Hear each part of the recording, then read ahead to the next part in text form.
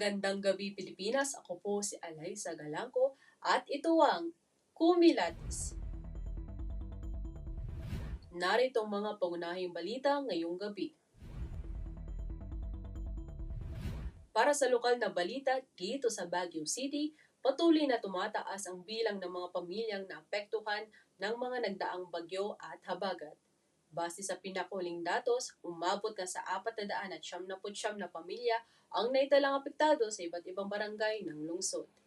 Karamihan sa kanila ay kasalukuyang nasa mga evacuation centers o pansamantalang nanunuluyan sa mga kamag-anak.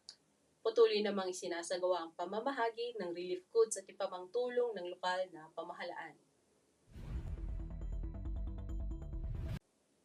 Ngayon naman sa pambansang balita, isang malaking pangako ang binitawan ni San Miguel Corporation President at CEO Ramon Ang kaugnay ng problema sa pagbaha sa Metro Manila. Ipinahayag ni ang kanyang commitment na ayusin ang matagal ng issue sa pagbaha sa Kamaynilaan. At ang nakakagulat ay ito raw ay walang gastos sa gobyerno. Hindi pa detalyado ang planong ito, ngunit nagbigay ito ng pag-asa sa milyong-milyong residente na taong-taong binabaha tuwing tag-ulan. Sa ating international na balita, isang kilalang pangalan mula sa Hollywood ang sumali sa US Immigration and Customs Enforcement Agency.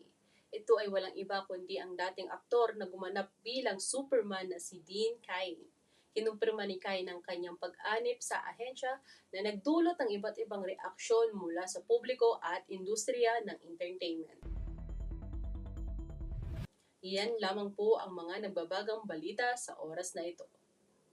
Muli ako po si Alaysa Galangco, manatiling tumutok dito sa Kumilatis.